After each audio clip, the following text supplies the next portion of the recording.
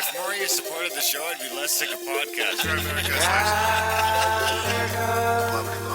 blah, blah. Sending out good vibes. Blah, Good vibes. Good vibes. Good vibes.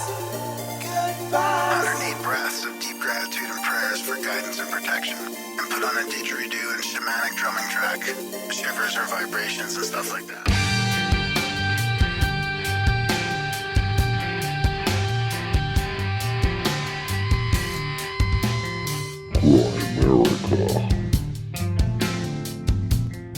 And that even today, a lot of people are still influenced by that. There are still men around who would feel, embarrassed to admit that they like, bringing up kids, for example.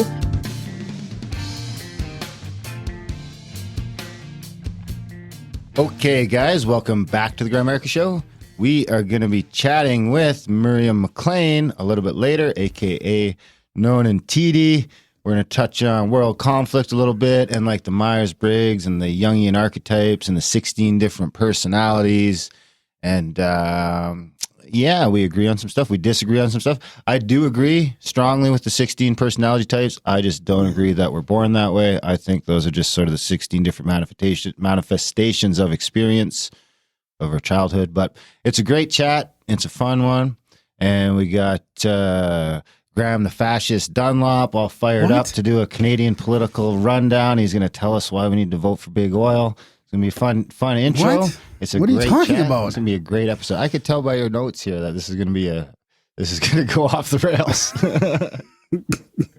Oh, you finally look at the notes. The one time you shouldn't, probably. The one time I shouldn't look at the notes because Yeah. I could see what I'm up against. Yeah. Now I'm prepared. Yeah. Yeah. So Mirjam MacLean, great chat. Yeah. She was in New Zealand, I think, Yeah. right? Yeah. New He's Zealand. writing for a better future. I like that. And the reason why When I do some of my journaling, sometimes I'll swing it into future tense Yeah. on how I'm going to carry myself in a certain situation or good. how I'll act. That's good. I remember, what got me interested in her was a blog after one of our shows where the skeptical archaeologists were railing against one of our past guests, and she piped in with a great kind of like essay blog about. Was that that was Yeah, it was the celestial Martin Sweatman. Gobekli Tepe stuff. yeah, Martin Sweatman, yeah, good chat. Interesting stuff. So let's just say we do these little intros where we get listeners involved and all that, and you can skip ahead to the interview with Mirjam. Of course. This is our lazy rambling section where we read our listener emails. We talk about the things in our day-to-day, our interests sometimes. We listen to Graham rant about stuff, and we just try and have a good old time. Some of you love it, and some of you fucking hate it. So whatever. It's okay. We don't judge either way. What we do prefer is that you support the show either way. Whether you like the intros or not, you should support the show. Head over to grimerica.ca/support today. Sign up for a monthly. We got a bunch of different options. We got PayPal, we got Patreon, we got Stripe. You can send cash buried in books. I mean, if you're trying to figure out a way to send us money, you shoot me an email and I'll figure out a way to make it happen.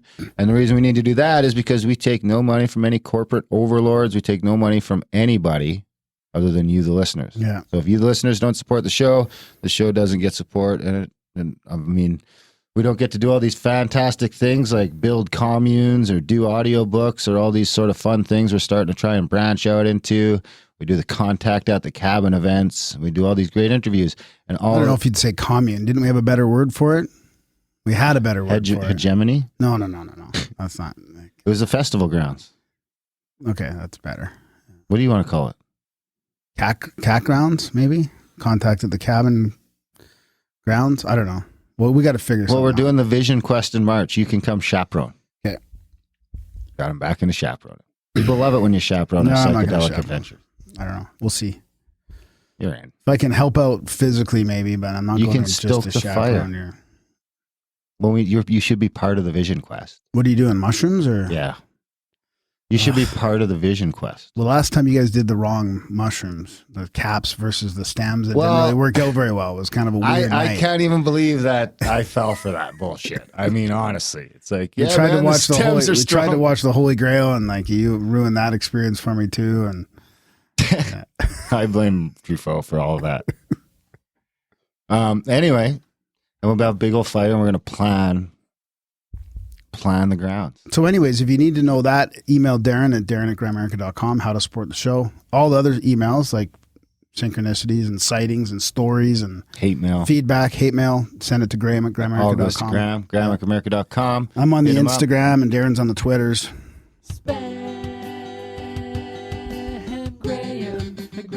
I got one here. We could use more spam. You know what else no one does is no one uses the text line or the voicemail 403. Probably because we don't say it enough. 70 that. Yeah, I'm not blaming. But it's in the show notes. We don't. Too. Well, no one fucking checks the show notes for anything. This is a problem. People are like, you know how many emails I get asking where they can find. Hey, I love that music at the end of the show. Does he have a page? Or it's like it's all in the show notes. You just click that song in the show notes. It'll take you right to the page where you can buy that song. Awesome. Graham takes a lot of time, effort into these notes, and all you have to do is like figure out how to get to the fucking notes on your iPod player. Yeah, but maybe we got to do a better job of putting them in the YouTubes and stuff. I do have to manage the YouTubes a little better. So we'll oh yeah, the put an YouTube's a effort into fucking that. train wreck. Yeah. It's a train wreck again. Well, it didn't take long. I'm trying. I'm gonna link the live stream that we've done in the past to like the one that gets published via the podcast with the art. Yeah, you could. I mean, there's hours and hours of work in YouTube to do again now. And that's the thing is if you get it caught up, then you can keep up on it. And it's really only like 20 minutes a week. But right now it's buried. I mean, it's been a crazy summer. We're playing catch up in a lot of ways with the black budget and everything else. It's been a crazy summer, motherfuckers. But everything is settling back down. Yeah. We got audiobooks coming up. We got all sorts of great content coming out. We'll get that black budget feed going again.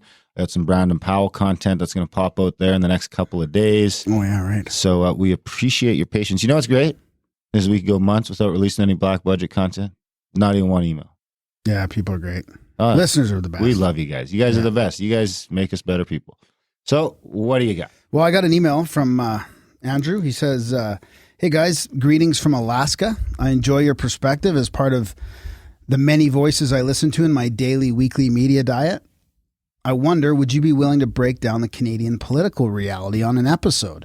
I hear plenty from you about U.S. and world affairs, but I would be thrilled to hear more about what you think about Canada and the Canadians' people situation and all this madness going on these days. For example, what was that Trudeau blackface thing really about?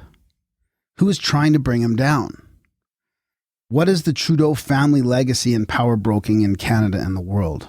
Thanks, guys. Andrew. So, I don't know. I emailed him back saying maybe we'll talk about it or whatever. But I mean, to be honest, like caveat right up front, like I don't know anything about. We don't know a lot about this. So I know from people I talk to. I don't watch the Canadian news, so I don't. 2 years ago, I would have known a lot more. Yeah, but I've sort of just completely unplugged from the whole situation. Yeah. The main thing I notice about Canadian politics is that I think we're a lot more propagandized. What's the word for being propaganda? Dude, they're just as bad. Are you kidding? We're not worse than the States. We are quite a bit. Maybe it's just because there's so many of them that the vocal discontent is bigger, so it seems bigger, but it seems in the States like they're less bought it. Like it seems like in Canada we're more brainwashed. We're few and far between. Actually, yeah, it could we're be. We're few and far between. Yeah, could be. And it's like, I mean, most of the Canadians I talk to still think we got more of a free market and more individuality in our commercial aspects in Canada. I'm like, you're fucking dreaming if you think that's the case. It's so much harder to maintain a business in Canada compared to the States. It's fucking crazy. It's nearly impossible. If you want to open up a coffee shop in Chestermere, it better be a Tim Hortons. That's it. If it's not a Tim Hortons, you're not allowed to open up a coffee shop in Chestermere. Actually, that's not true. It could be a Starbucks. Yeah. Yeah, or a blend or a blends or like one of the corporate like ones where there's hundreds of them in Canada. Well, the East Hills Shopping Plaza, they said right on the website, if you're not an established chain store, don't even bother. Don't bother applying. Yeah. Chain stores only. Yeah. And that'll be everywhere soon in Canada. But so like that's a really good point. That's where I think we're more homogenized. So there's less. So,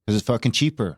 I know, Because but that's there's what got to be. This is exactly it. So as a country, we're doing the exact same thing we do as an individual. So I think actually this is a real good example of my argument that to make the world a better place, or to make the country a better place, or to make your town a better place, you make better people, which starts with you being a better person. So I would say that Canada, or the Canadian government, going to China for steel poles is the same as me going to fucking Walmart so that I can save $2 on shit that came from China, when I could go to the ma and pa store that's a couple months away from going out of business down the road and pay the extra $3 or $4. This is the exact same thing. It's a fractal of what we're doing as individuals, extrapolated to a countrywide thing. It's Let's different. go to China because it's fucking cheap. No. They're trying to. That's not the only reason. That's bullshit. They're going there for brownie points, and they're going there because they have backroom deals, or they're sending our money through the Clinton Foundation to other organizations. All the same shit. So people when we are go doing do on that, an individual level. no, we're not. We don't make those decisions to send our money through these money laundering non-governmental organizations and charities. That's our government. That's Trudeau's government sending our money abroad. I don't want our money abroad. I don't want my money going to the Clinton Foundation. You'd have to pull up the stats from the last fucking 50 years. So what did Harper do? How much money did Harper send overseas? Yeah, it's still happening. I know, but it's got to. Yeah, but you need to know the exact amount, or you can't say it's worse for Trudeau. Because I don't know that it's worse for Trudeau. I know as far as killing brown people, it was the exact same thing from Harper to Trudeau. And I know that the fucking, so this is killing exactly. brown people. What do you mean? Overseas? What, with our peacekeeping corps? As long as we're selling weapons and helicopters and fucking planes to Saudi Arabia, you're killing brown people in Yemen. So Trudeau can sit here and talk all the shit, but he's still selling fucking weapons to the Saudis. He won't even answer a question. Like, even on a personal level, if you've ever seen him in an interview, it's disgusting. That's on purpose, dude. That's what I'm saying. That's so that people like you can be caught up in that. I'm going to vote. I'm going to try and vote him out. I'm going to use my vote to try and make a change. That's all. Like, normally, years ago, I wouldn't be like that. Now I feel like we need to change. So maybe I'm brainwashed. I don't know. But it's not getting any better. I think it's our a streets, washover from Trump. That's what the Canadians are getting caught up in, the whole fucking Trump. Our streets, it's not even safe in our city anymore. You can walk around the streets, it's not safe anymore. The crime is not getting any better. I disagree Addiction with that. and homeless. You don't live in the city. You don't live in the city. city. Addiction and homelessness is an issue that's not getting any better. It's getting way worse. Drug addiction's way worse. Homelessness is way worse. And you're blaming the government for drug addiction being worse? Maybe it's getting worse. It's getting worse. I'm blaming people for drug addiction because we fucking fractal, and the government's involved in that, and the media's involved in that. But we're just not whole people anymore, and I don't want to live in a world that I expect the fucking government to fix that. It's getting worse. I don't want to live in a world that I expect the government to be responsible for people at that fucking fundamental of a level. If you're arresting people for crimes and you're letting them go and they just go make crimes in another area, this is what they're doing. I've caught friends. Yeah, but these criminals you're talking about are the same addicts that you want to protect at the same time.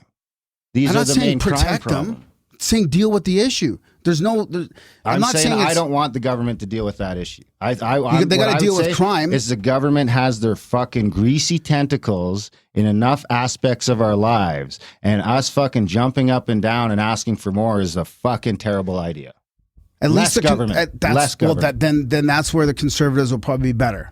There's less government, supposedly. I'm not saying that the federal thing is going to help these local issues, but it's better than the liberals wanting more bigger government. As soon as you get bigger and bigger, the bureaucracy gets out of control. How long have the Conservatives been in power in Alberta now?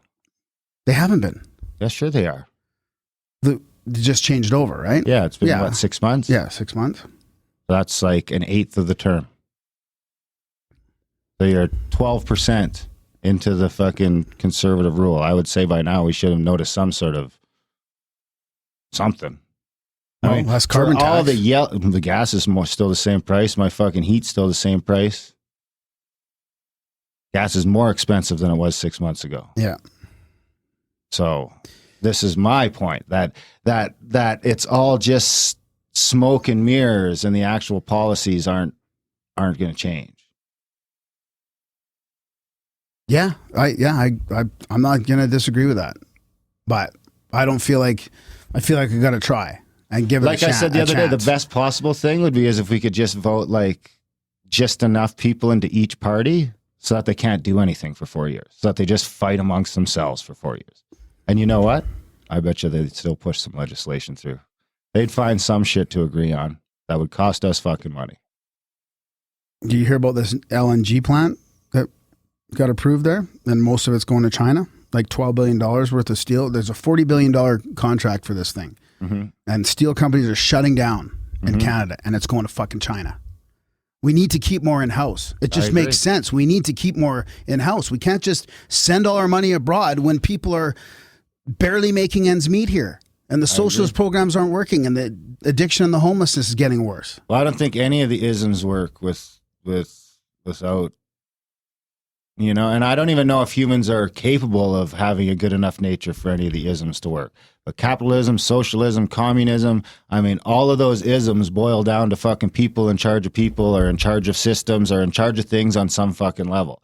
So as long as people are fallible and tend to, you know, and tend to be polluted by power, then we're just gonna keep them wrong. I think this is kind of how it summarize it for me is I can't trust the media at all. CNN and the American media. I mean, you saw that Veritas thing come out from CNN, right? This is coming from the top of CNN. It's completely biased. There's an agenda, and it's an impeachment agenda, and they're admitting it from the top. It's a joke. Our Canadian media is not much better. It's all agenda driven.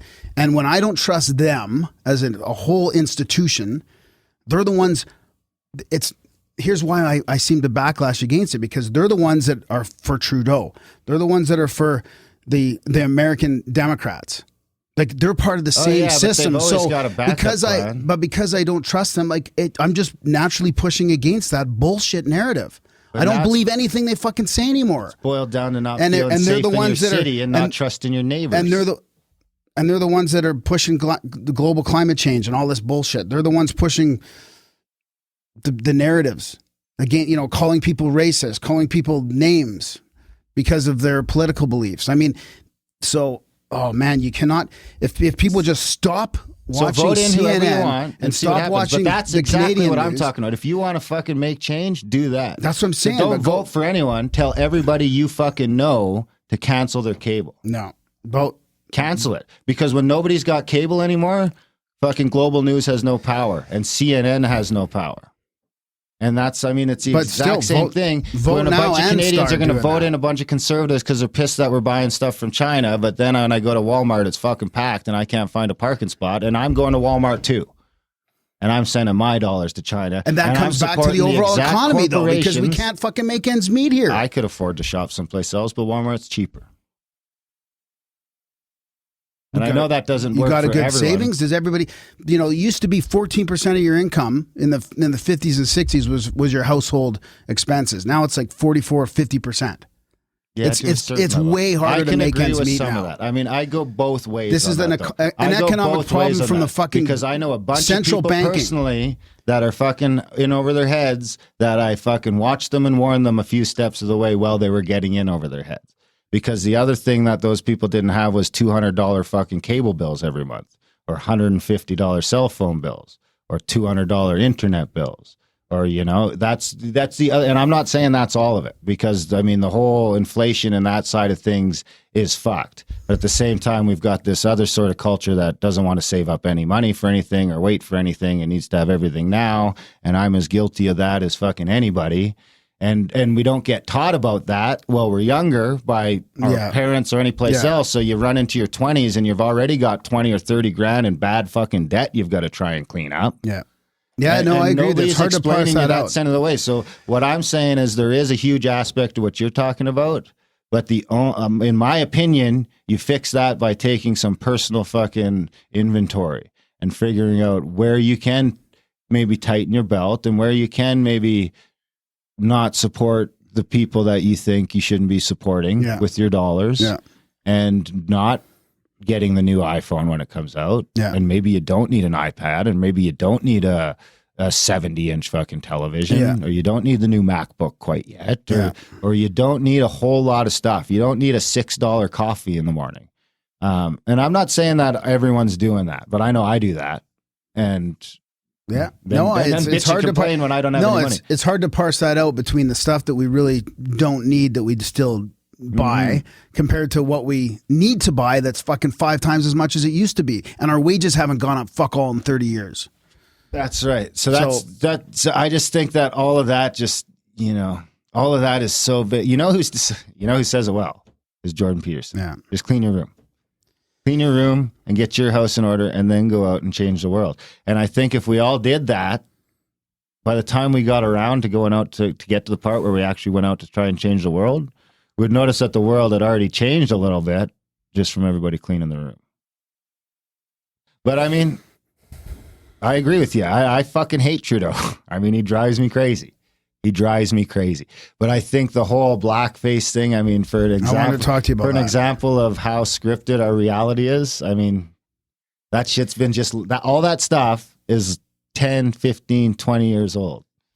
It comes out like 2 or 3 months before the election. And now what I'm going to say is it's not even so the Conservatives can win. It's also that we're slowly seeing a merger of two parties in Canada here, aren't we? Well, that's the other thing I want to talk about. So let's get back to that, but I want to address it makes Andrew's all that seem a little more natural or a little less manufactured when that all starts with some blackface stuff.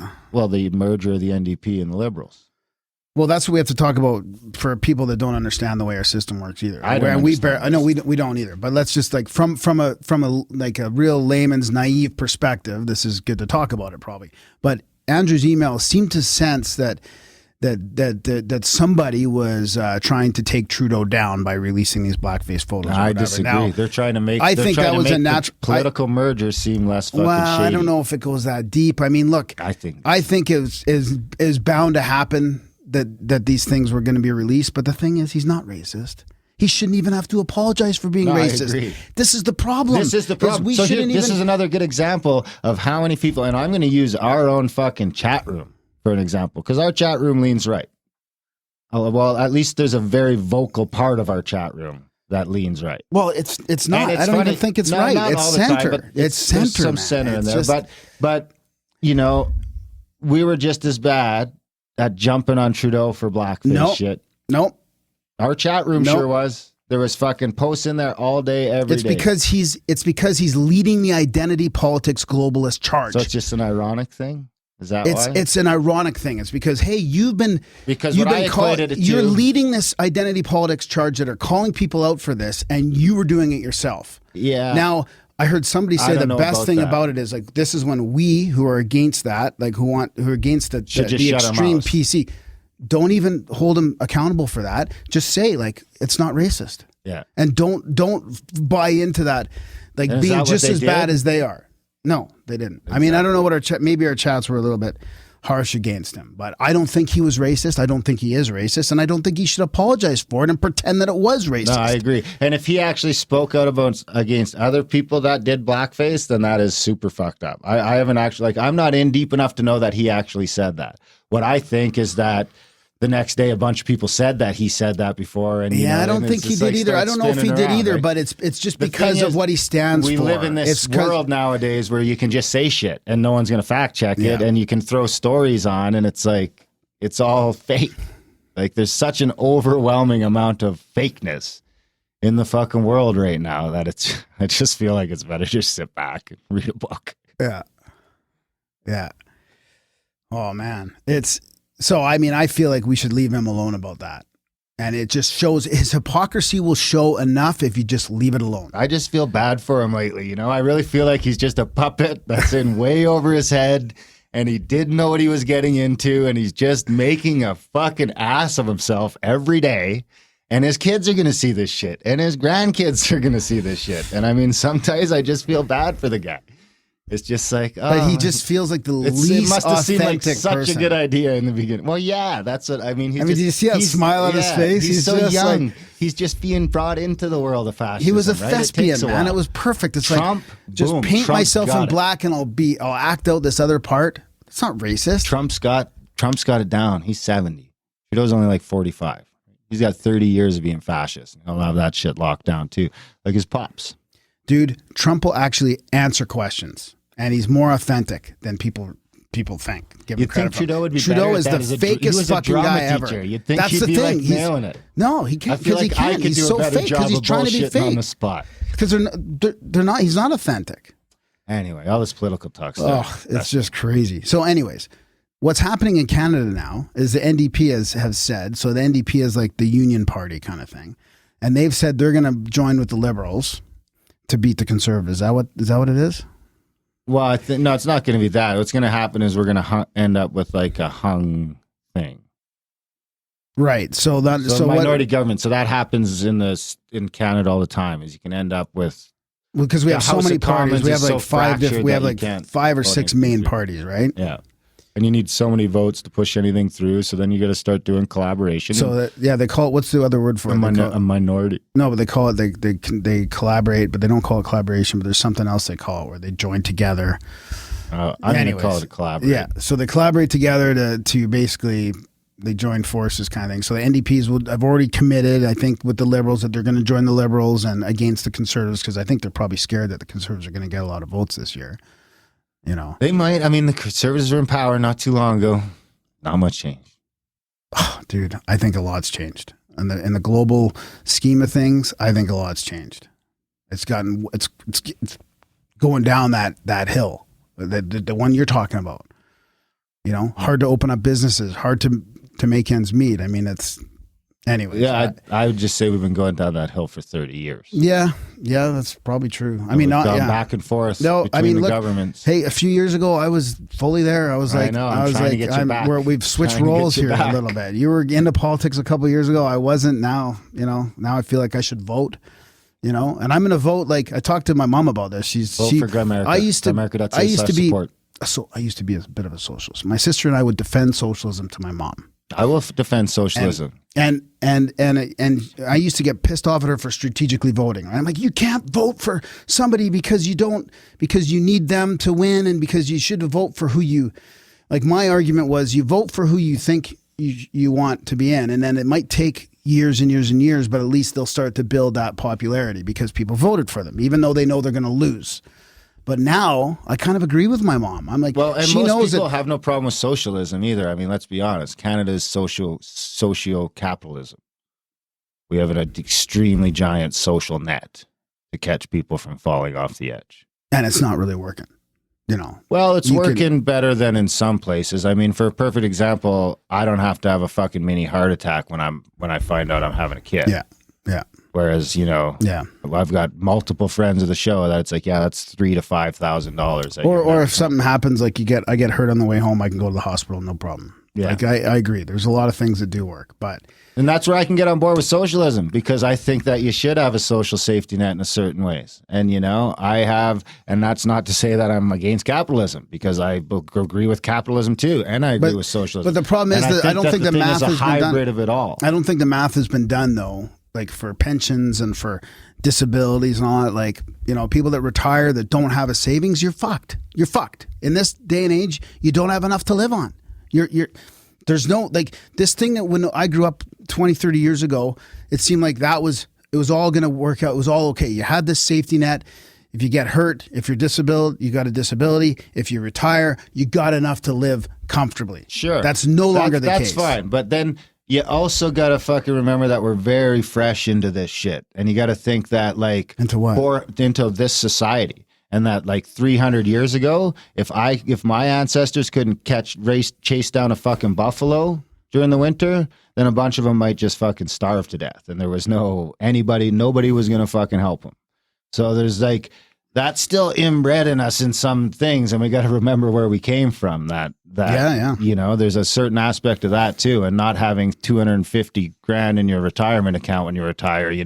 If I would have tried to explain that to my but they didn't need that then, right? Were they happier? They were probably happier and more content back then. I mean, because they relied on their own. They relied on their tribe and their own thing, and they had less expectation. But we can't do that now. That's not our fault. I mean, that's the world systematic let go of blame. Central banking. Let go of blame. That shit'll never serve you. You gotta you're better off taking the part of that is your fault that you do have some control over and focusing on that. The central banking's still in charge.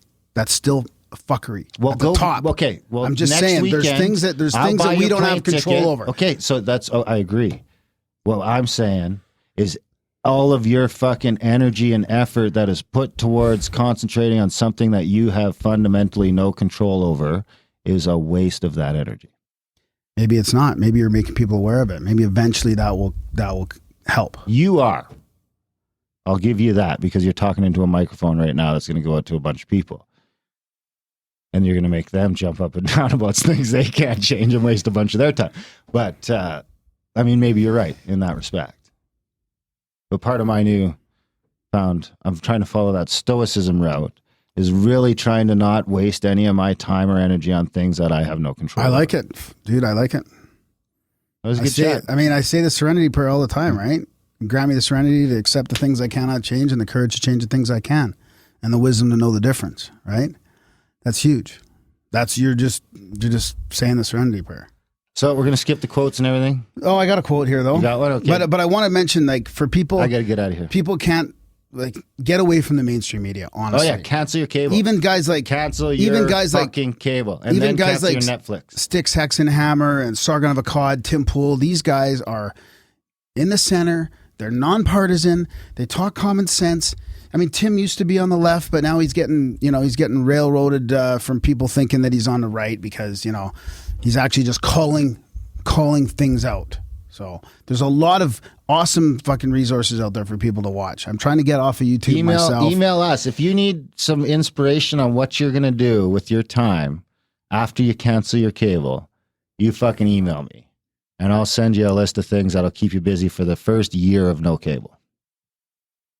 I'll do that as a service There you go. to people who cancel their cable. There you go. But I'll only do that if you take a couple of dollars from that cable bill, send it over the Grimerica account, grimerica.ca/. What a better way to do it, though. $100, $200 for your cable. Send it to all your independent creators. Okay, you ready? I'm going to play this jingle. Where is it?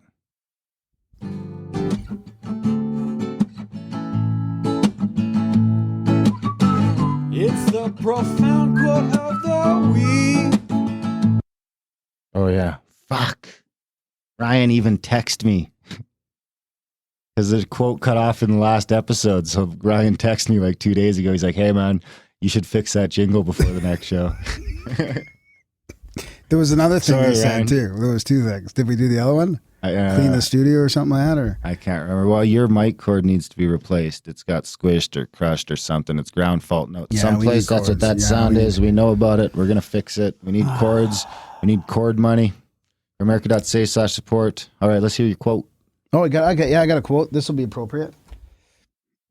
Deep state quote, I think it is.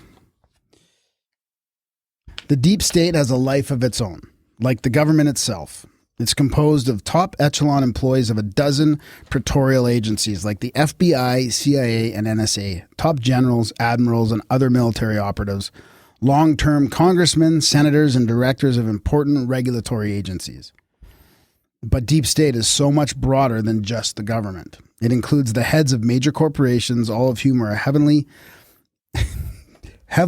That's basically the definition. That's like the first point in the definition of fascism, Yeah. just for the record. heavily involved in selling to the state and enabling it. This includes, absolutely, Silicon Valley, although these guys are at least have a sense of humor, evidenced by their "Don't Be Evil" motto. It also includes... Took that out. What? They took that out. Did they? Yeah. Who did? Google took out the "Don't Be Evil" clause. Oh my God. Yeah. That's a bad sign. Yeah. They're not going to try to hide it anymore. No. It also includes all the top people in the Fed and the heads of all major banks, brokers, and insurers.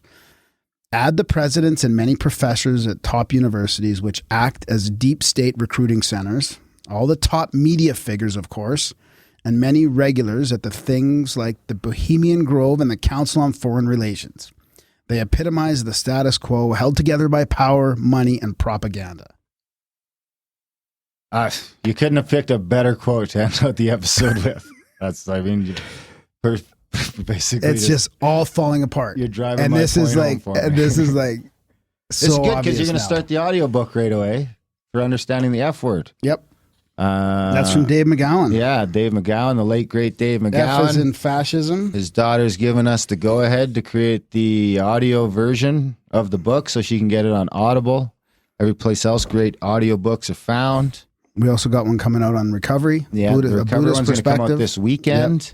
Well, the Eric Piantoni one that Graham read, that'll be coming out. He's going to do the McGowan one.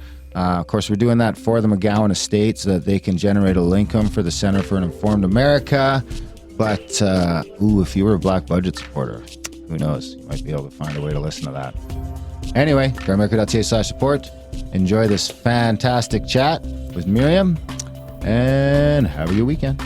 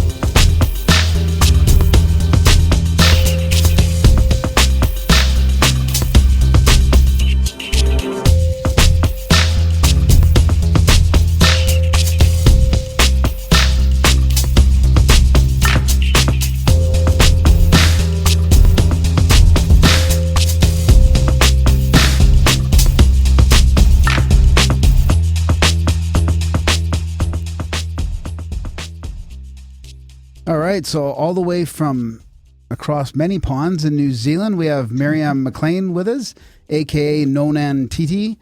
Nonen Titi is her pen name. She's a writer. She's got quite the history. She's home educated her 2 kids. She's been a Montessori teacher. She's studied Montessori or tropical nursing and midwifery. And she's also been studying Carl Jung's psychology and personality type theories for like 20 years. And she has a degree in philosophy. So we'll have lots to talk about. Thanks for coming on the show. Thank you for having me. Yeah, it's interesting. I think we should start with maybe going over some of your background and all that. What caught my attention was actually one of our episodes we did with Martin Sweatman, who is a doctor. I think I should explain that first, and then we can talk about your background and then kind of get into your writing and all that. But there was he really rubbed the archaeologists the wrong way. Because he's coming from a different scientific background, and he's trying to show these correlations with Göbekli Tepe and the calendar and like all this prehistory stuff, and it kind of ruffled some feathers. And there was some people in Canada that were, or at least one archaeologist that was writing some pretty nasty responses. And I think I saw your response or your blog or an article to that, kind of explaining like both sides and sort of bringing it back to like different personality types and different paradigms that we live in. So that's how, and then I started, reading more of your stuff, and and I thought, that we have this show here, you'd be an interesting person to talk to about this. So that's why we decided to have you on. Yeah. Well, thanks. Yeah, no, I saw that too. I watched all these different episodes, these different people, and I kind of find it my job to try and explain both sides, because all the conflict in the world, basically, apart from, a few crazy people, most conflict comes from normal people with the best of intentions, just misunderstanding each other. So having this psychological background, I try to at least show people that, we're not doing this on purpose. We're not trying on purpose to be controversial or hurt each other. We're just having a different way to relate to the world. And that is inborn. We can't change that. So we're going to have to learn to live with that. Yeah. That's very basically about where I go. Well, I'm interested in how what your viewpoint is over the last few years, especially how things are getting more polarized, and there's more surface level conflict and people judging people way more. It seems now that there's an online social media presence and people have this anonymity behind the keyboard, it seems to be getting worse. But maybe before that, we'll get into how you got interested in Carl Jung and the personality types and all that. Okay, so I started training as a nurse, and when I was training for a nurse, I also trained for mental health care. And so psychology was part of that. So should I carry on? We're good. Okay. So psychology, I heard about Carl Jung then, but it never really clicked that he was more special than any of the other theories. Theories about personality types have been around since people have been around, obviously.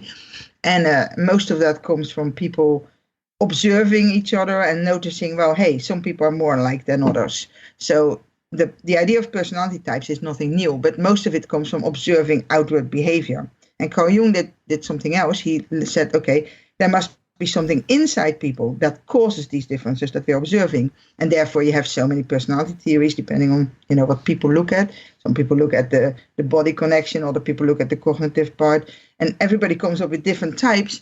And Jung he kind of got this insight of, now, if you look inside people, it's the tendencies that are different. It's actually not the specific behavior which we have control over, but it is the way we deal with information. It's how we take in information, how we process information, and that is different in different people, and therefore we tend to deal with different aspects of information differently.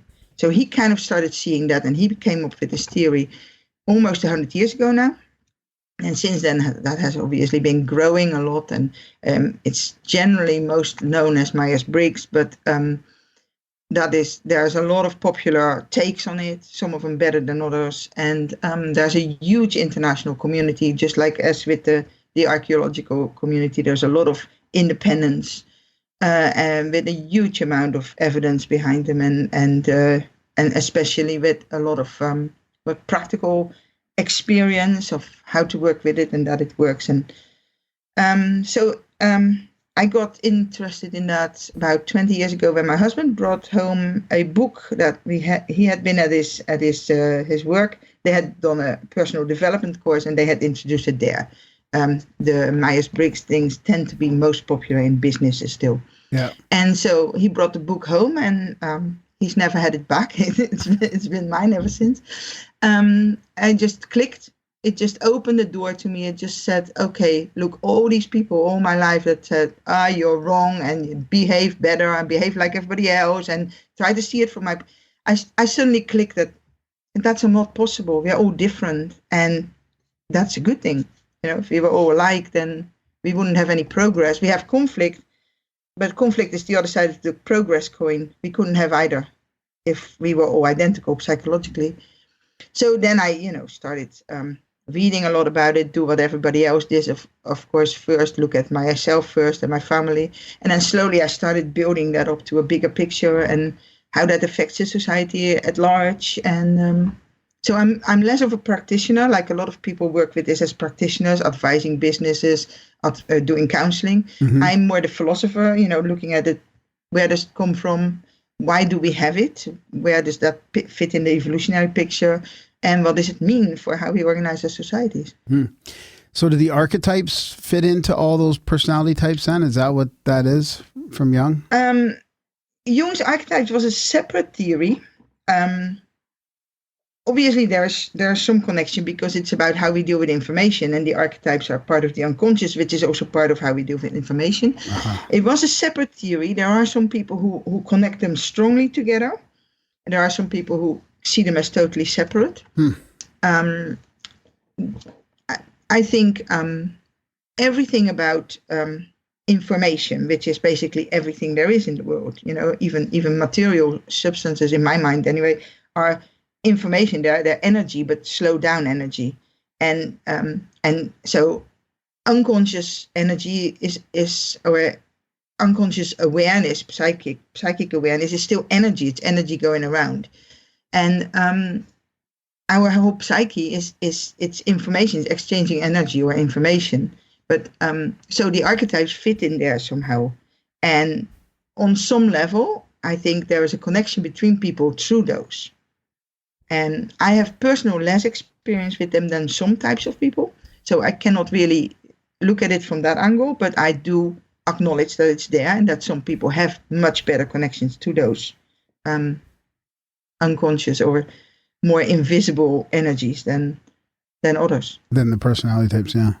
Is the Myers is the one with the INFP and all those ones, isn't it? It's the same thing. It's the same theory. Jung started with those letters. Myers-Briggs added 2 extra letters to it, but it's the same theory, the whole same basic differences. Yeah. I think I was an INFP. Is that what you are? Yeah. Yeah, I thought so. An INFP? Yeah. Huh. I can't remember what I am. I have to redo. We should do. We said we were going to do this, and then we didn't do it. We'll do it next time. Yeah. Drop the ball. Oh well. Yeah, we meant to do the test because we talked about it with a friend of ours on the show, and it was really interesting getting into the person. I think he did. I think he figured you out, and The last time I did it, Chase said I was an INFP. yeah. I did it years ago in business as well, and I have a hard time with these types of categories because I feel like I'm part of all of them. It's hard for me to separate out what type I am.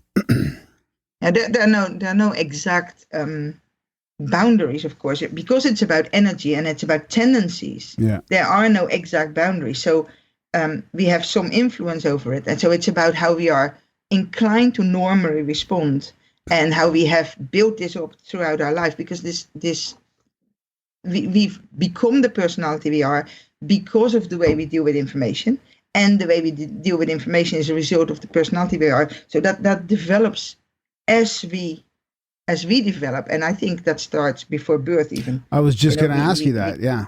Because I heard you in a couple of your writings, you talk about that, how it comes with us and then it develops over time as well. So we are different people right away. It's not all just from our environment and our upbringing, right? No, I think I've lost. I am. Oh, they are. Sorry. No, it's absolutely not just environment. What the environment can do is make us feel happy with ourselves or less happy with ourselves, depending on how many positive or negative reactions we get. But we cannot change what we are. That doesn't mean it's genetic and it's hard set in our body. It's a developmental thing. William James explained that already very good, and that's where Jung got a lot of his ideas from. As you know, you start at a certain point in being an embryo or a fetus, you start getting sensory input, and that gets processed in a certain way, and then your mind starts getting a pattern of responding to that process. So you build that up.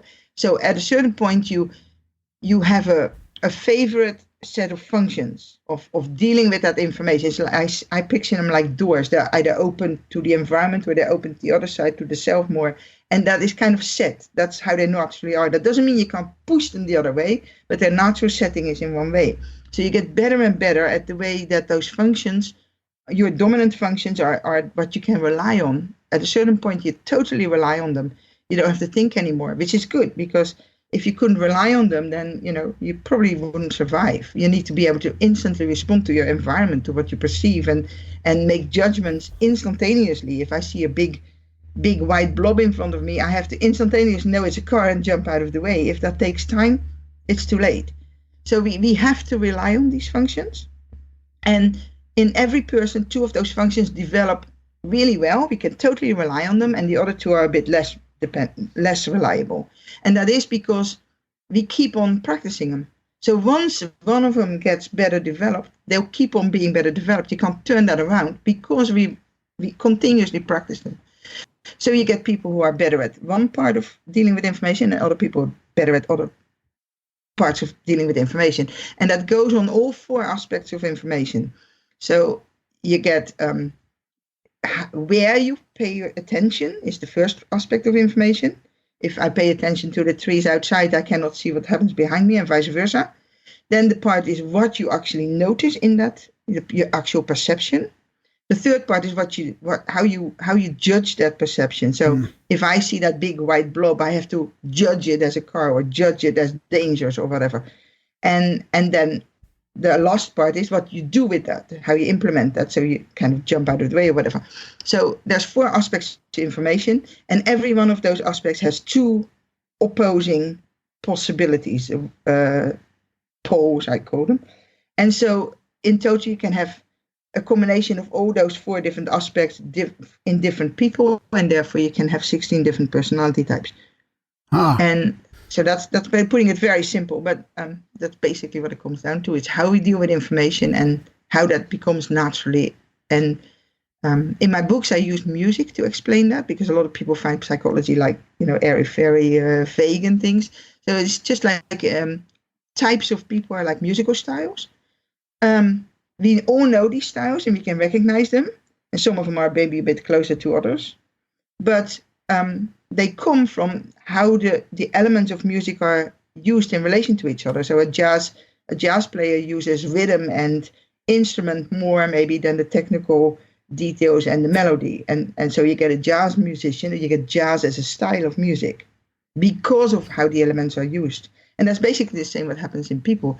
Depending on how you combine the functions of your psyche, you get a different type of person.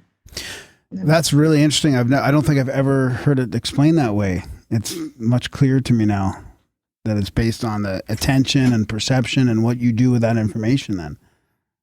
Yeah. How you cycle it, how you process it. Yeah. Huh. So do you find that... And we go ahead. Sorry. No, go ahead. Yeah, we have some control over that. I mean, people always say, "Oh, I don't want to put people into boxes," and it's about free will and things. But we have free will with regard how much we can, purposely push those doors one way or the other. Just like those tendencies, those types are like us. Our physical body having wings or gills. We don't have wings, so we can't go flying. Doesn't mean we don't have free will about where we walk to. We still have free will, but within the limitations of our physical body. Same with those types. Yeah. There are limitations because we all have like our antenna set to a different aspect of information, but that doesn't mean that we don't have control over ourselves and over our lives. So do you think you're born as a type then? Or do you I think you're so, but created, or do you think there's like the types are what you can, those are sort of the known outcomes of child rearing that we've come up with so far? No. I think we are born with them, but not because it's genetically implanted, but because we start developing these interactions, this dealing with information from even before we're born, but certainly from the moment we're born. And there's too much evidence of people being a totally different type than their siblings and their parents. There is no evidence whatsoever about genetic transference, and there's siblings of totally different types in every family. Jung actually came to his theory because he started realizing that he was studying dysfunctional families, and he's like, why do some of those kids survive and others fall apart? And that's where he started thinking about all this. So the tendencies are there from before birth. There are people in the type community who believe that they, still have to develop better. But extroversion and introversion, which is like the main difference you see in people immediately, is a direct result of which functions are dominant and which are not dominant in each personality type. And that is visible at birth. And every parent knows this as well. Every parent knows that their children are different from this very start. Every mother knows that they're different in the womb already. They know that they respond differently and have different psyches. It's not the case that every person is the same.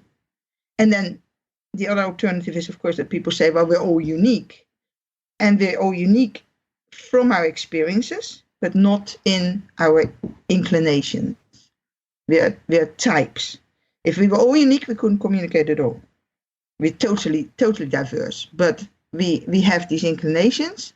We recognize each other, and that is absolutely irrelevant of culture or where we live or even on time. We can recognize the beliefs and the feelings of a person in the past or even a fictional person, and maybe not the one of the people that we live with, because they're just a different type. Interesting. So do you think that there's a lack of acceptance of our uniqueness, even though we're not all totally unique, but that's part of the conflict that's created in the world is? I think what the problem at the moment is that everybody wants to be unique, and it's this slogan, especially in school, we're all individuals and we're all unique, and they teach the kids you have to be an individual. But the moment that child starts behaving like an individual, they're different than all the kids in their class, then they get sent to the counselor and get medicated, no?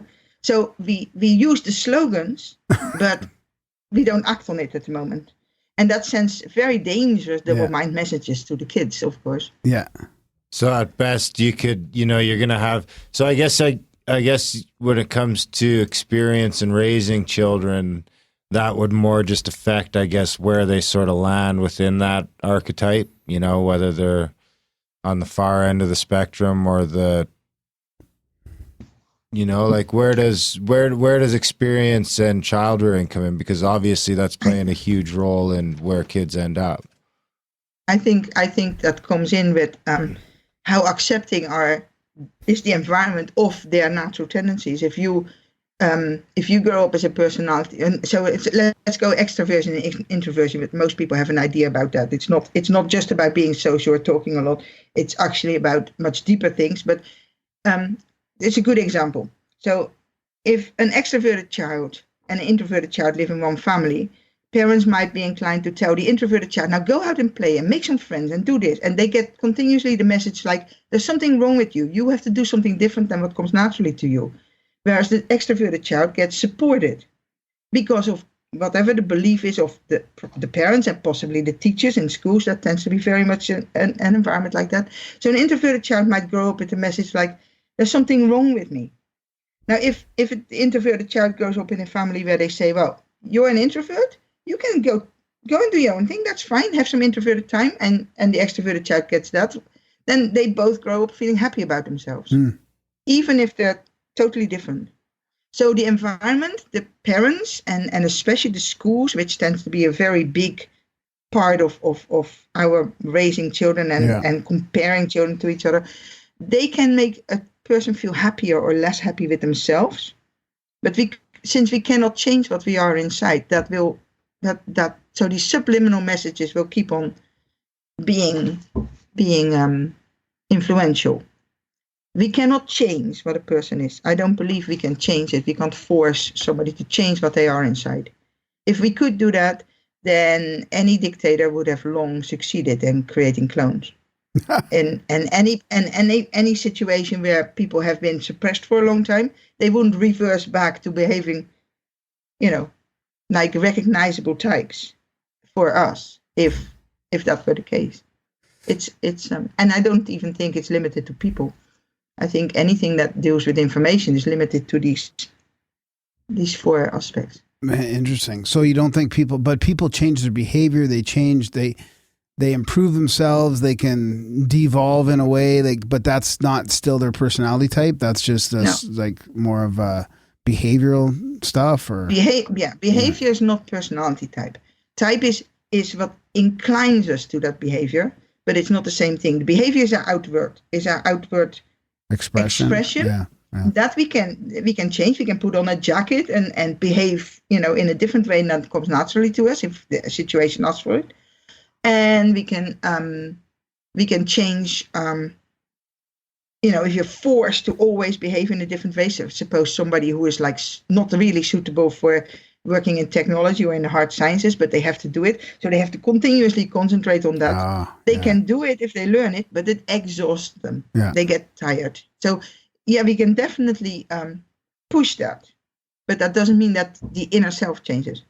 It just means that we put on a jacket and indeed behave differently. Whereas if we are in our natural talents, we probably just do it in a relaxed manner. We feel good about it. We don't have to study hard for it, work hard for it. It comes naturally. And so that is what I meant with when I was responding to the discussion in the archaeology, where some hard sciences especially, they have this habit of saying, well, it has to be objective, you have to measure it, you have to do this. And that's how their mind works. There is no other option for them. So I can understand that, that they promote that. So I'm trying to say, look, it doesn't work like that for the humanities. And so it's hard for them because they work with these objective things in their mind. It has to be logical. They have this need for truth. Truth is something that exists for them. It has to exist. And they have to reason toward it. They deduce, naturally analyze everything. But the other half of the population does the exact opposite. They generalize naturally, and they take different perspectives into consideration. That's why each is better suited for a different field. And only together can we create a whole world. But if we're going to take the rules of one discipline and apply them on the other, then you get problems. If I, as an F, who am therefore not very good at exact data and mathematics, if I'm going to be working in technology or in the space program, then those space ships are never going to get where they want to go. And vice versa, if a person who is totally solid in hard logic works in the humanities, then they're going to expect of people what people cannot deliver, because they're requirements for inanimate data, not for living beings. And because it is how we deal with information and what we've always done, it's not something you can look past. You cannot step out of your own perspective. Nobody can step out of their own perspective ever. So we can understand that somebody else sees things differently, but we can never experience it like that. Never. So it has to be an acceptance that we don't know everything. If I'm blind, for example, then I have to accept that other people can see because they tell me that. But I may have different skills that allow me to see or experience different things. Yeah. And it's the same with this in a way. But if everybody you talk to says, no, seeing is not possible, then it's going to be hard to get that across to people because, you have never the experience. And that's a physical thing. So that's a little bit harder to, it's a little bit more easy to share if people can do it. It's something you can share. Whereas the mind, we cannot step into somebody else's perspective. We never will be. Well, there's a couple of ways, but they're mostly frowned upon. Illegal? And illegal. Yeah, okay. But I wonder, though, if that would still change our perspective enough to see it through other people's eyes, or does it just give us a slightly bigger picture? I would say the former. Yeah? Okay. From my experience. Recent experience? Quite recent. Yeah. Huh. So you felt like you went into somebody else's shoes? No, I felt like when I came out, I could see the world from a lot of other people's shoes. For sure. Huh. Interesting. And it had a profound effect on my consciousness, being able to do that. But I mean, it could all be me too. Yeah, it depends on what your type is. Or if you naturally already take that relativist view, then you're going to see that in a bigger way. Yeah, and that's person interesting. Who naturally does not, might not even try those substances at the moment because it's not legal. Well, that's true. I mean, that's one aspect of it is you have to have that sort of, there's a small percentage of the society that are even really willing to jump off that cliff. So I guess that's where it comes in that you could say, well, there's only those three, it'd be interesting to know, are all the different people that do this A, B, or C, are they a certain type, Yeah. That'd be interesting to know. And I think so. And you get the same thing, for example, of a lot of academic psychology, they base their statistics on volunteers. But only a certain amount of types of people will ever volunteer for something like that. Others would never do that, But then when you do it and it feels good, do you keep doing it? It's like one of those things, the way I picture it is, so it's more like you're in this type, but the types are like, say, on a board, and your type is here, but as you like grow and learn and have experience, your type can sort of start to expand and overlap. Because I do feel like you can, you can start to develop the functions of other types and with self-mastery. You can develop your functions, absolutely. But your strongest functions are still always going to be the strongest function because you have to rely on them. So unless you deliberately practice these weaker functions, if something happens, you suddenly still refer to it because your type is what you are. It's not like a question of, I'm going to learn something new and add it to my type. It is what we are. It is how we communicate. It is how we see the world. It is how we think. It is how we feel. It is everything that is mental. There is nothing else to us but our psyche, apart from the body. But you know what I mean? There is, and it's this dealing with information. But everything we do and have done since we were born has been through the eyes, through the perspective of that particular type. And that goes also for those people who claiming, academia or whatever, saying, well, we've observed people and we can be objective. No, they can't because they are also a type. As long as they're human, they can only see through their own perspective. So they cannot be objective. They can only see other people through their own type. And that's kind of where we cannot get around that. That's kind of where that response to that article or that blog came in, because you were trying to explain that, like, these scientists, like, let's say Dr. Martin Sweatman was more of a hard science. I think he came from chemical engineering or something like that, and he's expecting this archaeology to be an objective science. And you're saying it's impossible because It's all based on a bunch of theories from people again in the past that we will never know. Like there's a bunch of different theories, but we'll never know the truth because we weren't there in when it happened. Yeah, that's right.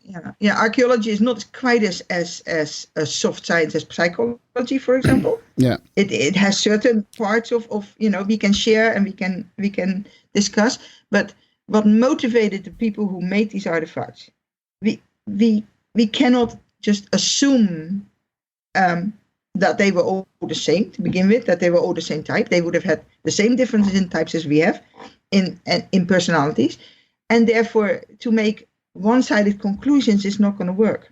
And that goes for the academics as well. They also draw one-sided conclusions, but the other way. They say it's all religious and it's all because of the king. It's not true either. It can't be. But it's normal for any person, for any personality type and for any person, because that's how our self is that personality type. It's normal to assume that what we experience is the reality and is objective, because that is how our self has to survive. So only by talking to others and communicating with others and realizing that they see it differently can we start seeing that, hey, this picture is bigger. You know that example of the 3 blind men and the elephant? Yeah. So that is basically the same idea. We are 16 different types, and if we get together, we can see the big world picture. But if we assume that only some people can be right, we're going to miss things. Mm-hmm. But it's hard for people to give up that experience of, no, this is obviously reality because I'm experiencing it as real, It has to be true because how else could it be? We cannot step in that other perspective. So it's a knowing that other people see it differently, but we can never know what they experience because we can't share that. So who's running the joint? It's very difficult. I mean, Plato already wrote about that it was impossible to get that connection. So, I mean, I'm not hoping that, I'm going to reach some magical insight or something. If he couldn't do it after 3,000 or 2,000 years, I don't think. But that in itself is an evidence, that continuously, always the same conflicts, the same disagreements for thousands of years. Never have all people agreed, which has to be in itself some evidence that we simply cannot see the world the same way. Because the alternative would be to say that, no, all these people are just deliberately lying or something, and that's just not the case. So which type navigates the government? The most government people will be SJs, will be traditional people who stick with what's known. Just people that are stuck in their ways, want to keep everything, want to teach others how things are supposed to be, how the proper rules are. They live very much by the external rules of what our society is made up of. That brings them security, and they therefore feel that they should pass that on. And some might be more interested in the personal gain and the attention and celebrity, but that depends on how high up they are. What about the? Go ahead. No. What about for our audience? What types should stay away from each other or get together or that sort of thing? Like, have you gone down that road at all? Or I'm trying to think of how we can break this down to be more, how we can apply it to the audience a little bit. So I think, a lot of people say, it would be ideal if we could just separate the types. Everybody stays in their own little block and then we wouldn't have conflict. But of course, then you would get that same thing as academia has now, that very specialization where nobody talks to each other anymore. And then you get a lot of misunderstanding. So every type has 4 letters. The people that get the least on with each other, that misunderstand most, is the people that have the most letters separate, different, opposed. Right. Okay.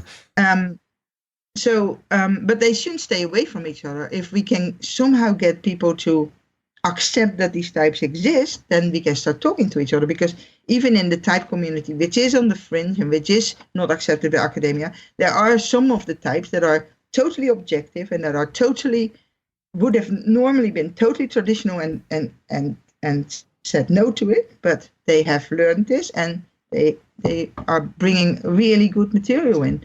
So it's possible for all types to get in there and start communicating. It's just, how do you convince them to start listening in the first place? Well, I guess the first step would be figuring it out. We'll put a test in the show notes. Where's the best test for people to go figure themselves out? All right. So I would go to you've got tests on the Myers-Briggs website. They are good, but they're expensive. I don't usually advise people to go test where they have to pay for. A lot of internet tests are really poor, really bad. There is the 1, 2, 3 personality, or 1, 2, 3 psychology or something. 1, 2, 3 Jung you can probably find. Okay. If you go to Jung, you probably get the more accurate tests. I would suggest people stay away from the most popular ones. So if you just type in personality test or whatever, then the ones that come up highest are usually not the best ones to pick because they're very popular, but they also tend to have some very generalized explanations. I would actually say people best go first looking for organizations that deal with the Myers-Briggs and with Jung, and then get the advice of which test to pick from there, rather than just pick one on the internet. Okay. Because there are it's organized in every city, everywhere. There are organizations that deal with that. Yeah.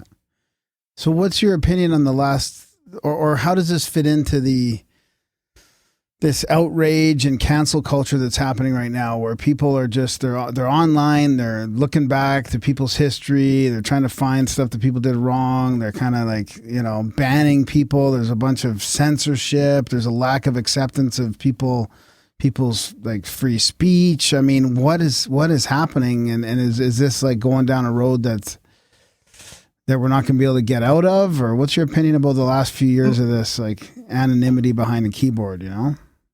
Yeah, I think that is in part that is a natural response to, hey, if we can be anonymous, we can say what we want, and it's safer, so we just blurt it out. A lot of it will be based in people being just unhappy with life, just like all these mental health things come. All people are stressed, all people have anxiety, more and more people adopt all these terminologies. And that is because we are 24/7 online and everybody is literally exhausted. There's no more peace, there's no rest. So, and then indeed, if you live in a society where only some voices are heard, despite claims to the opposite, only the academics get to have a word, then a lot of people get angry and they get upset and they feel frustrated. On the other hand, you could say that, like with podcasts, there's more voices coming out now. But it's also harder to navigate for a lot of people. So a lot of people are confused. A lot of people that used to have the status, they get frustrated because they feel attacked. And a lot of people who didn't have a voice feel frustrated because they still can't get heard because there's so many voices out there. I mean, I have that a little bit with my writing, of course.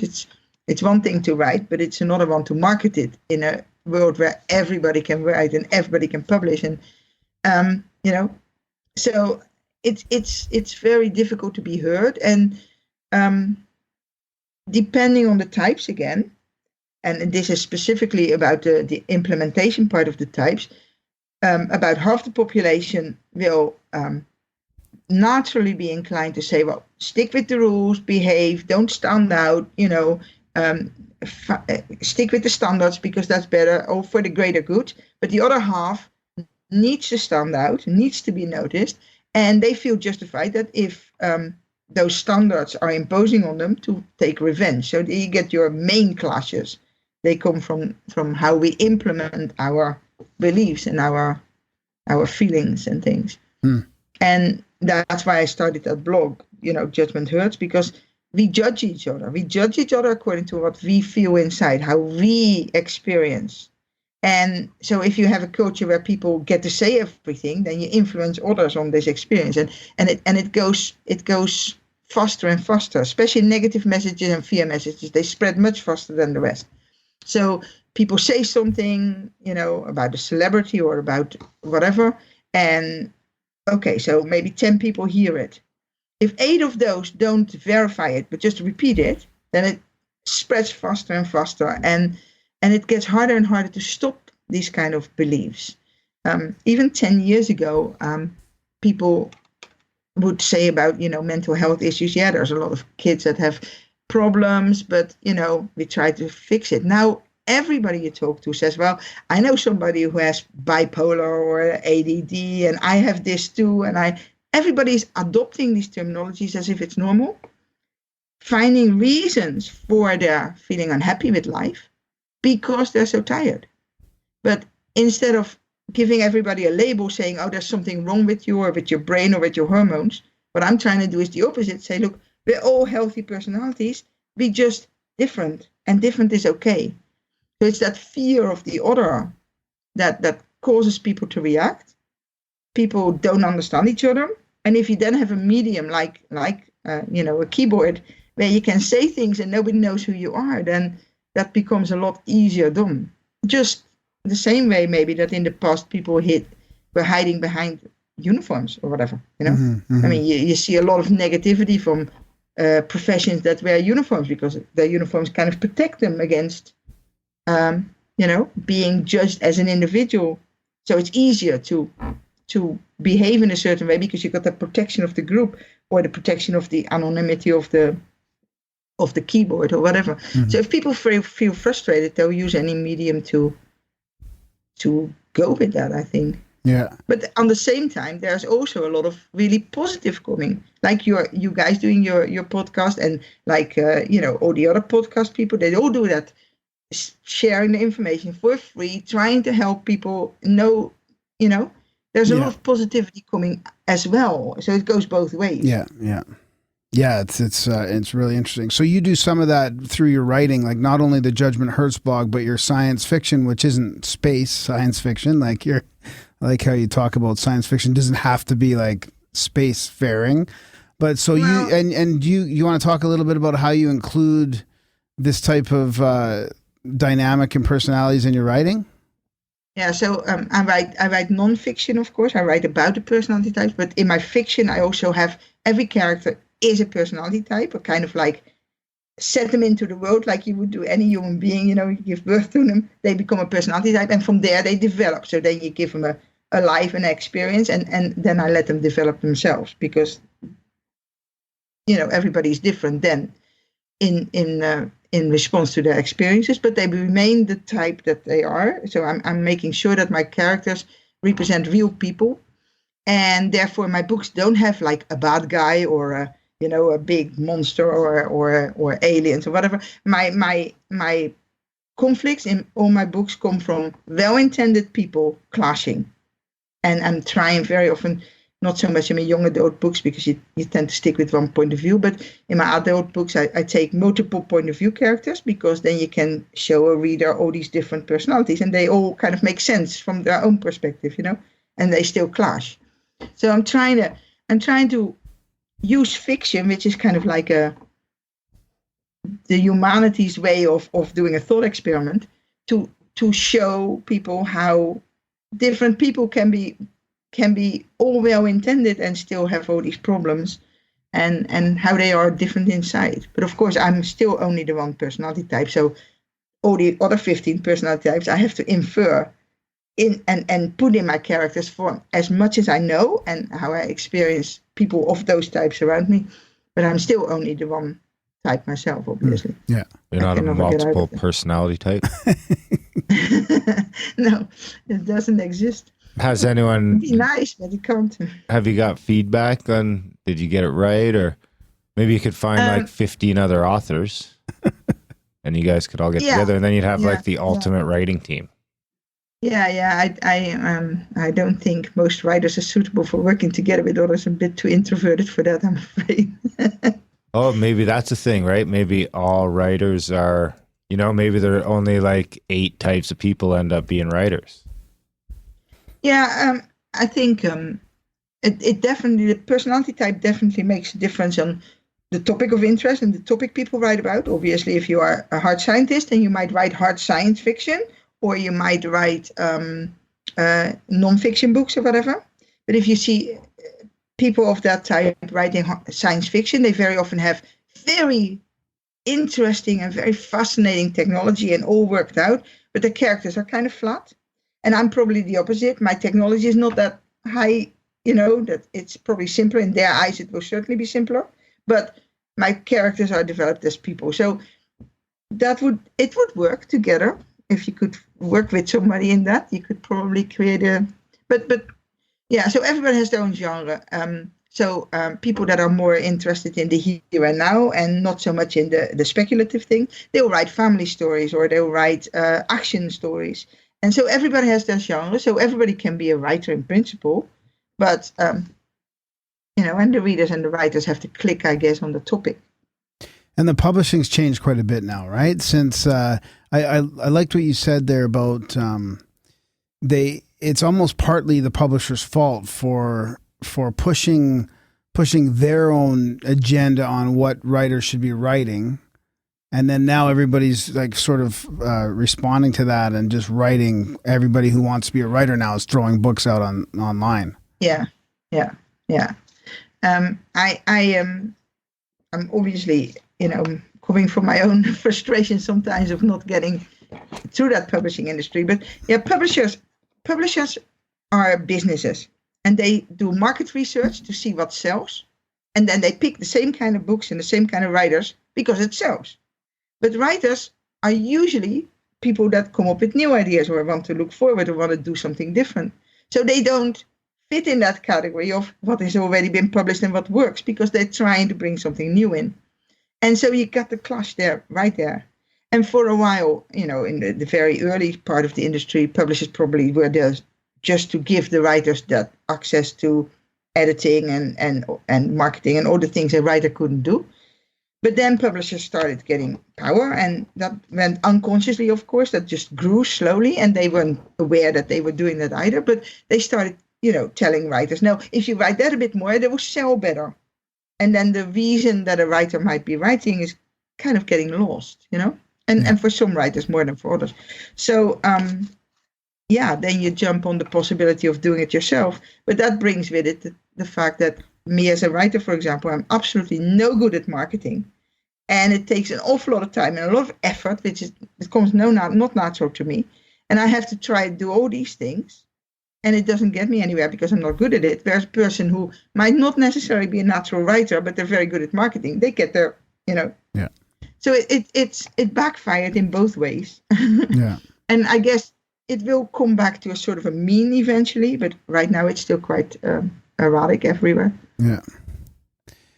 Do you see, I guess you're not a historian, but when do you think the last time was in human history that we were cognizant of this and okay with it? I don't know. I think if you consider the philosophical writing like Plato and things, I think it was before that. They didn't have it either. They were just as frustrated as we are. So I guess you have to indeed go back to before the last ice age when there were people there that clearly managed to survive this big cataclysm. So they must have done something right, because I doubt it if we could at this stage. Well, there's a lot of stuff in the mythology too that kind of points to that being, that they were onto it at the very least. Yeah. What do you mean? I have that feeling too, because What do you mean? Well, if you get into a lot of the old mythology, whether you look at you can include the Bible and stuff in that, but a lot of the myths go to those archetypes, the Jungian archetypes. And I'm sure that's where Jung pulled a lot of them out of, right? He had his practice as well, but you start reading philosophy and stuff like that, and that's where a lot of that He even went from. to Africa for a while, yeah. Huh. He visited some tribes in Africa as well, so yeah. Is there a gender specific or no gender such thing as gender? It's a social construct. So Well, it's going to be pretty hard for there to be. But do males, gravitate towards certain types and females to certain types? I mean, there's definitely a difference in interest and I would say an aptitude between genders. But. Oh boy, here we go. I think so there is a big discussion about that in the type community as well. Oh yeah. And for long enough, Jung and also Myers-Briggs, they both said that there were, for example, more T males, right? People more analytical males, and more F or feeling directed females. Right. But I believe that that's not the case. I believe that both Jung and Myers still wrote in a time where that social pressure was still there, unconsciously under the surface, and that even today a lot of people are still influenced by that. There are still men around who would feel, embarrassed to admit that they like, bringing up kids, for example. There's still probably a lot of them like that. So those biases, even if they're not aware of it, will come back in the self assessments, and psychological type is based on self-assessment, because we cannot look through somebody else's eyes. We can only do it ourselves. So those underlying beliefs have to be taken into account if you start talking about statistics. How many types are there of this and that? Because people are not aware that they're doing that, but they are doing it. So I personally believe that no, I don't think there is a gender differentiation. I think those are two different things that develop differently in people, and that the psyche definitely develops at least as early as the gender. Mm-hmm. And so I think that mostly those differences are still culture influenced, and that we're just not aware of that yet, because it's still so ingrained in most people that we can't see it. We can only see our cultural biases once we come out of a culture, and we can see them from outside. But once we're still immersed, certain things are going to be lost to us. So there's a big discussion about that. There are people who do believe, Jung said it and Maya said it, so it must be true. But I'm saying, well, they wrote in the 20s and in the 40s. Yeah. I think there was a lot more gender bias then around, and they may have not been aware of that. Yeah. Or, the self-reports at least came from that. Huh. Is there any decent subdivision among the 16? Like, can you subdivide those any further? Is there anybody doing that, whether it's fringe or... Yeah, you can divide the 16 types into 4 groups of 4 in any differentiation you want, because every 2 letters, every set of letters deals with one aspect of information. So if you, for example, take the first letter, which is the extroversion, introversion, and the last letters, which is the implementation, how we deal with our environment, which is what you kind of see in people, their actual attitude as opposed to those functions inside. Then if you take those 2 aspects of the personality type and ignore the functions, then you can divide people into 4 groups that are easily recognizable. If you divide the people according to the functions and you ignore the attitudes, you can divide the people into 4 different groups that are still easily recognizable, although it's about how their interests are and how they reason as opposed to how they behave. So you can take any sets of letters and divide them into 4 groups, which are easier for people to understand. And one of the main people that was influential on the personality types was David Keirsey. He wrote in the 80s, and he has got a huge amount of followers. And he actually did that. He divided people into 4 groups, and that's why he got so much popularity, because it was easier for people to follow.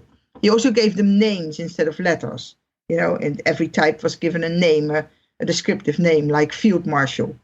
But those are judgmental. They come from that one type looking at the other types. So that's why I prefer to stick with the letters, even if they are, abstract, but because they are non-judgmental. Everybody is equally viable. Yeah. And so he divided them into 4 groups. The only problem I have with that is that he didn't do that equally. He started mixing the functions. He took 2 groups that were made up of 2 functions, of the functions only. And the other 2 groups had 1 attitude and 1 function.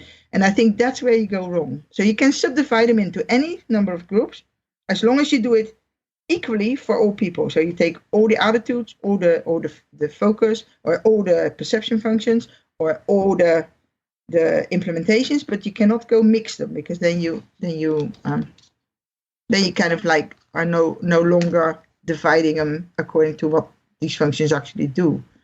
Then you're doing it randomly. Yeah, that makes sense. So did you study Carl's Red Book at all? Did you get into, because he was quite more esoteric than I think people realized for a while until that Red Book came out. Very, very much so. He was very much into exploring everything he could find in every other discipline to try and make sense of it. I haven't studied it as such. No, I have looked at it, but I can't say that I know it inside out or anything like that. I'm mostly focused on the personality types themselves and much less on the other aspect. Yeah. But I do see where he came from and why he did that, and that it enriched his theory for sure of the whole bigger global picture. Yeah, absolutely. Yeah, I tried reading it once and I just couldn't get through it. I should try again. Probably it was a few years ago. It just Where do the shadows fit into that? So that is part of the archetypes and the the unconscious functions and the unconscious part of the personality. And they very often call that the shadow functions or the shadow personality if they're talking about. So some people think that because it's about 4 aspects of the 4 functions.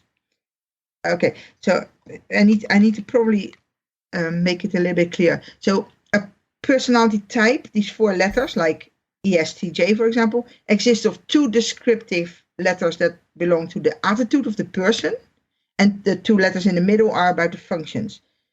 But the attitudes are just a result of the functions. It's about how the functions work inside us. So we all have 4 functions. We all have 2 perception functions, intuition and sensation. And we have 2 reasoning functions. The T function, which is sometimes called thinking, but that is kind of not really correct. It's a truth-based reasoning, reasoning towards a truth. Yeah. And the F function, which is reasoning towards a value, towards human values. And so the one deduces and the other one induces. So they're opposites. But we all have all 4 of those functions because we have to. I mean, I'm an N, I'm an intuitor, but if I didn't have senses, I couldn't live, I couldn't eat, I couldn't feel, I couldn't, we all have all those functions. It's just how, if they're better developed than others. And in every person, one perception function and one justification function is best developed, and the other 2 are weaker. They're just not as well developed. Doesn't mean they're absent, but they can make mistakes. So depending on these 4 functions and the order of those functions, they put them in an order of a dominant function where you can totally rely on, and then the second function, which is also totally reliable but helps the first function, and then these 2 weaker functions. So the shadow personality is the opposites of those functions in the unconscious, the parts of the functions that are, they say, not conscious or not as well developed. And again, there is some disagreement about how to see these functions inside, which would make it very complex if I'm going to explain that now, because but the point is, the shadows are about the parts of the functions that are in the unconscious, and therefore we have no control over, whereas the developed functions are brought to the consciousness or are conscious. That's roughly the difference. Yeah. But what if you are able to work on bringing your subconscious out?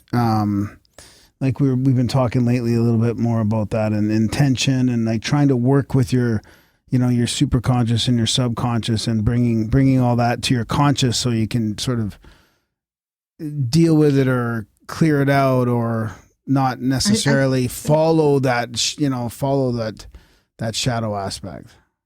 But that still won't change your type? No, that just, you can be the best possible version of your type. You can be a pretty shitty version of your type. Function. Yeah. Yeah, exactly. You can develop your weaker function, become aware of them all, and help them all develop. And then you're indeed the best possible version of your type. But you can't change your type. But also, I do not believe that there is like this strong boundary between the unconscious and the conscious. I think that goes up and down. Mm-hmm. If we are sleeping, our unconscious gets a lot more influence, or in your dreams, or just if you're relaxed. And other times you have to be totally aware of the world, and you suppress the unconscious. So I don't think there's a rigid boundaries between what we have to make it conscious. I think it goes up and down. And some people are more open to it, or allow more of it, or are more comfortable with it than others. Yeah.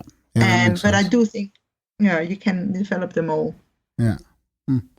So what would you suggest, like if you could just say to society, maybe the structural aspects of society, like what could you change to enable people to be their own type, like to develop and to grow into their own type, instead of having to like you mentioned earlier on in the show, like suppress it, whether you're in school and you don't want to go, you don't want to be an extrovert or an introvert. I mean, what could society do that would really enable people to be the best themselves, Yeah. So I've written a philosophy book this size about that. Really? I think awareness. Once the majority of people accept that we are all different and that we have these different inborn talents and that we have these different types and that we therefore cannot be all the same and that is okay, that we celebrate. There's a lot going on at the moment about celebrating diversity in orientation, in gender, in ethnicity. But our real diversity is within us that surpasses all those boundaries. We can connect with types, like types, in all these different subgroups. So if we can get people to realize that these type differences exist, that would open up huge possibilities everywhere. And then you would have to start implementing it, like I said, in schools, in the judicial system, in the government system, everywhere. But first you need that realization in a majority of people that this is actually something that is real in so far as real exists. I mean, it's real, but we experience it differently. Yeah. And so, the awareness is the first thing, the first step. Self-awareness and then overall awareness?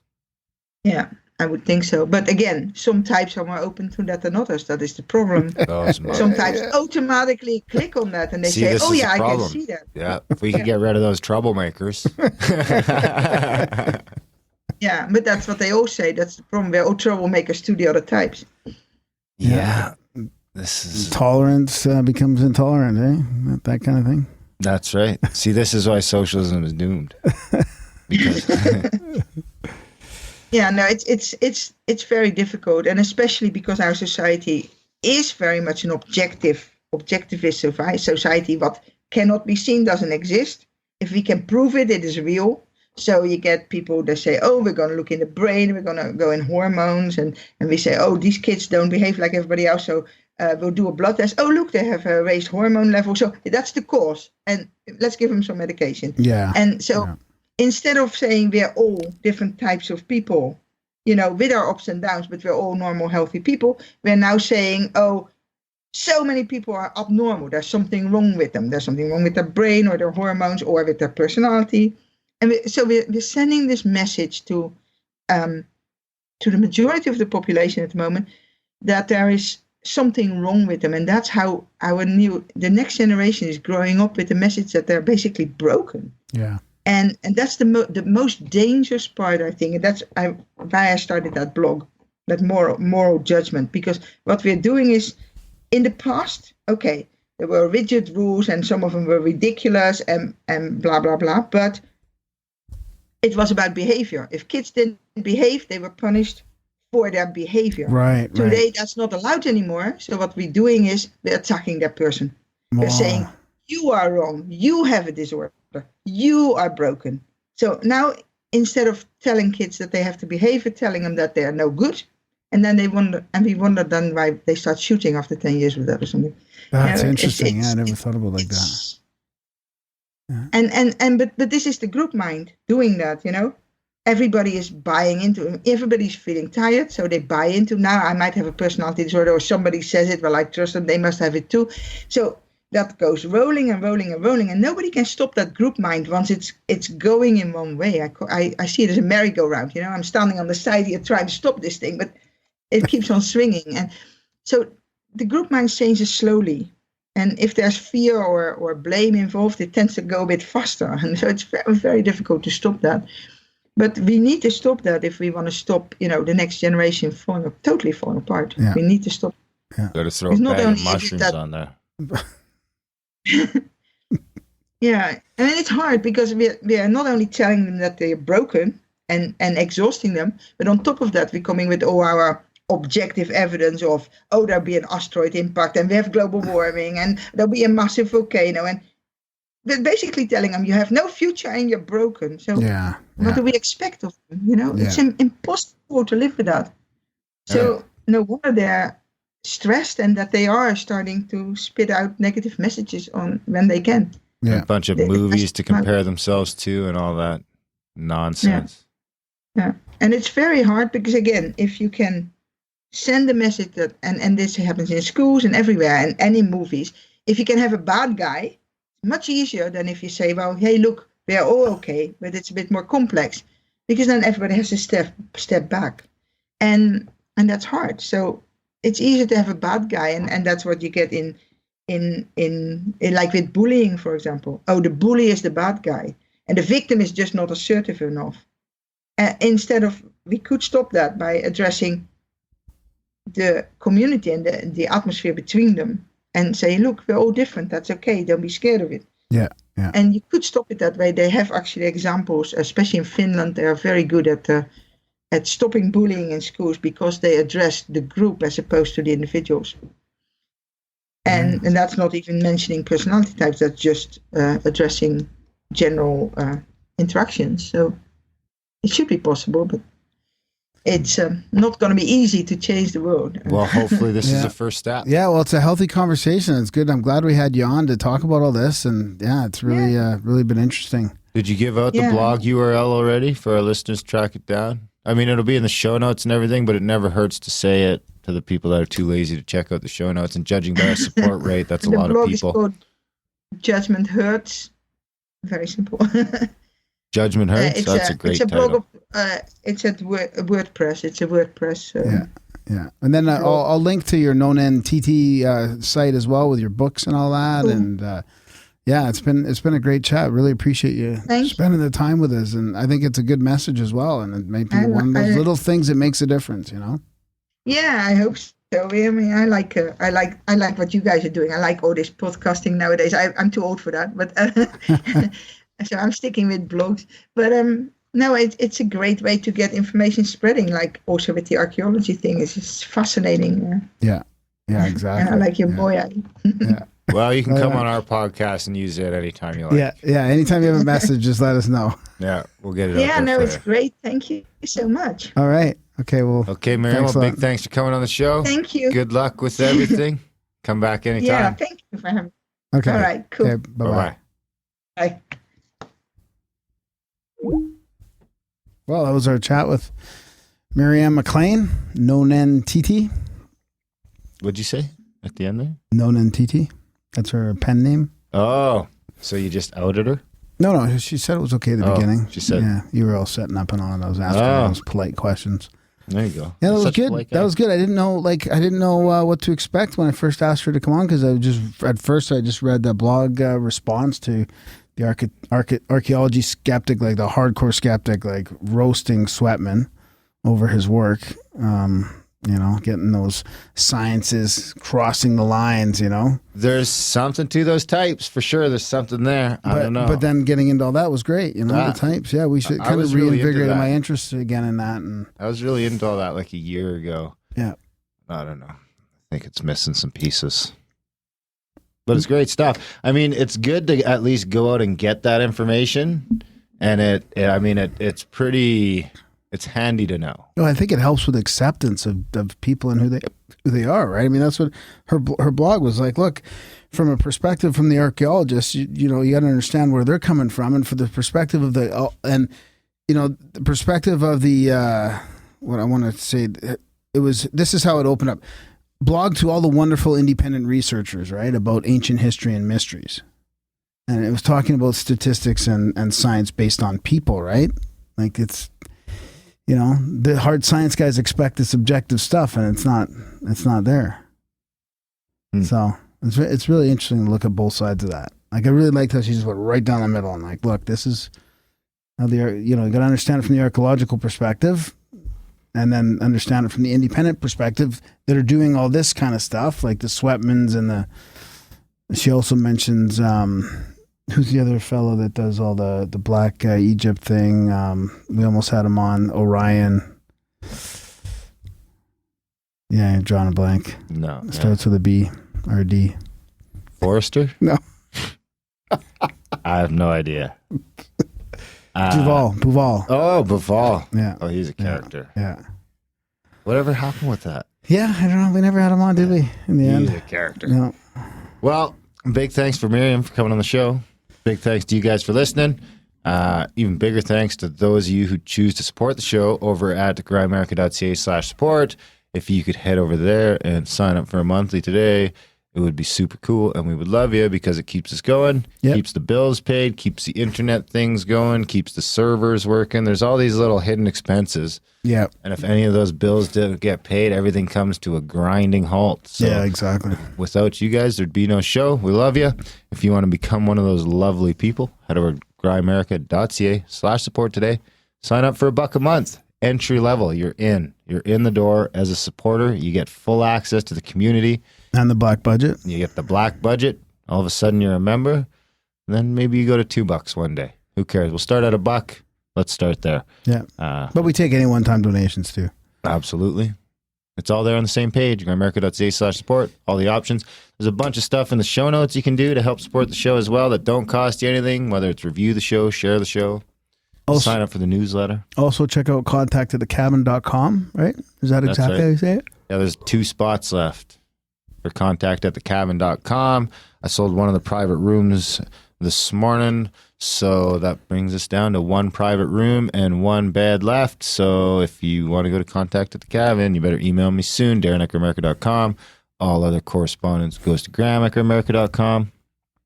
What else? Is that it? That's it. I think that's it. All right, guys.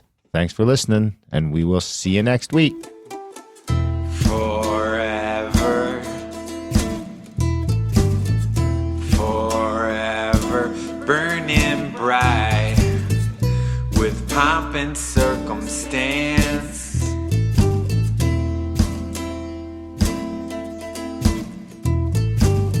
Sometimes fade into black in war and romance, a deep sleep painted dream, draining nebulous memory. Your fortune cookie took me to a mountaintop. It was a lovely haiku. The waitress walked by with a mop. When your soul is pencil thin and you got coal in your stocking, go out and be charitable. Now that's a win-win situation. When your soul is pencil thin and you got coal in your stocking, go out and be charitable. Now that's a win-win situation. Your fortune cookie took me to a mountaintop. It was a lovely haiku. The waitress walked by with a mop. Remember that was the day we went to watch the marathon. We met up with Greg and Ella at the finish line. They make such a cute couple. I think their babies will be beautiful. Your fortune cookie took me to a mountaintop. It was a lovely haiku. The waitress walked by with a mop.